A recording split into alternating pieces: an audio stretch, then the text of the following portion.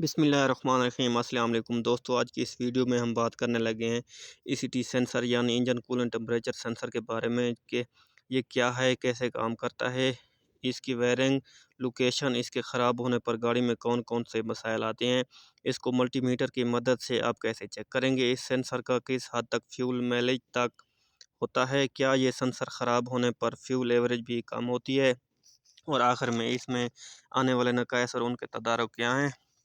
پہلے ECT sensor کی location اور کام کرنے کو دیکھ لیتے ہیں۔ اس کی لوکیشن آپ کو ہیڈ کے پاس ملے گی۔ انجن کمپریشن کے دونوں طرف پانی کی جیکٹس ہوتی ہیں۔ ان جیکٹس میں کولنٹ گھومتا ہے جو انجن کو ٹھنڈا رکھتا ہے۔ جو ٹمپریچر انجن کا ہوگا وہی ان جیکٹس میں موجود کولنٹ کا ہوگا، اور اس ٹمپریچر کو محسوس کرنے کے لیے ECT سینسر لگایا گیا ہے۔ یہ سینسر اس ٹمپریچر کو محسوس کر کے ECM کو سگنل دے گا۔ اب ECM سگنل یہ جاننے سے پہلے یہ جانتے ہیں کہ یہ کام کیسے کرتا ہے اور اس کو آپ ملٹی میٹر سے کیسے چیک کرتے ہیں۔ یہ سینسر ریزسٹنس ٹائپ آلہ ہے۔ ECT سینسر جب انجن ٹھنڈا ہوگا تب اس کی ریزسٹنس ویلیو زیادہ ہوگی۔ جو انجن گرم ہونا شروع ہو جاتا ہے اس کی ریزسٹنس ویلیو کم ہونا شروع ہو جاتی ہے۔ آپ کو سکرین پر ریزسٹنس چارٹ نظر آ رہا ہوگا۔ اس میں آپ کو ریزسٹنس ویلیو اور وولٹس دونوں دکھائے گئے ہیں کہ کتنے ٹمپریچر پر کتنے وولٹ اور ریزسٹنس ملے گی۔ آئیے آپ کو ملٹی میٹر سے یہ چیک کر کے دکھاتے ہیں۔ ملٹی میٹر میں آپ کو دو پراب ملیں گی، جن میں ایک پراب پازیٹیو اور ایک نیگیٹیو ملے گی۔ اب آپ ملٹی میٹر کو 2000 اوہم یا 20 کے اوہم پر رکھیں گے۔ اب ECT سینسر ایک سرمسٹر یا تھرمسٹر ٹائپ کا آلہ ہے جو ٹمپریچر کی تبدیلی کے حساب سے ریزسٹنس کو تبدیل کرتا ہے۔ یہ ECM سے 5 وولٹ ریفرنس کے حساب سے کام کرتا ہے۔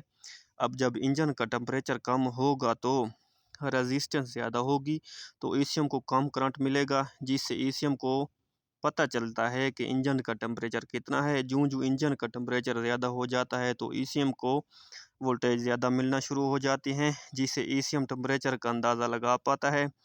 ECM ٹمپریچر کا اندازہ لگا پاتا ہے۔ اب آپ کو چیک کر کے دکھاتے ہیں۔ ہمارے پاس 2 پن کا ایک سینسر موجود ہے۔ اس میں 5 وولٹ ریفرنس کرنٹ آپ کو ملے گا۔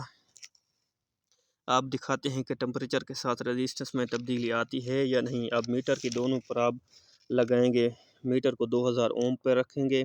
اب ہم سگریٹ لائٹر کی مدد سے سینسر کو گرم کریں گے اور چیک کریں گے کہ ریزسٹنس کم ہو رہی ہے یا نہیں۔ اب اگر ریزسٹنس کم ہو رہی ہے تو آپ کا سینسر اوکے ہے۔ یہ طریقہ تھا سینسر چیک کرنے کا۔ اگر یہ سینسر خراب ہو جائے تو گاڑی میں چیک انجن لائٹ آن ہو جائے گی اور گاڑی میں ریڈیٹر فین بھی آن ہو جاتا ہے۔ اب بات کرتے ہیں ECT سینسر کا فیول میلیج سے کیا تعلق ہے۔ انجن یعنی EFI انجن کو متواتر رکھنے کے لیے اس ٹمپریچر کے مطابق ہی فیول انجیکٹ کیا جاتا ہے۔ جب انجن ٹھنڈا ہوگا تب زیادہ فیول انجیکٹ کر کے انجن کو جلد از جلد گرم کیا جاتا ہے۔ اب اگر ECT سینسر ECM کو غلط سگنل دے گا تو ECM کو ٹھنڈے انجن کو سگنل جائے گا، تب فیول میلیج متاثر ہوگی۔ ECT جب 97 سے 100 ڈگری شو کرتا ہے تب ECM ریڈیٹر فین کو آن کرتا ہے۔ اس طرح ECT سینسر کا تعلق AC کے ساتھ بھی ہوتا ہے۔ اگر ECT سینسر صحیح کام نہیں کر رہا تب ریڈیٹر فین کا کبھی چلنا کبھی نہ چلنا اور AC کا بار بار کٹ آف ہونا شامل ہے۔ یہ سینسر آپ کو 2 وائر اور 3 وائر میں ملیں گے۔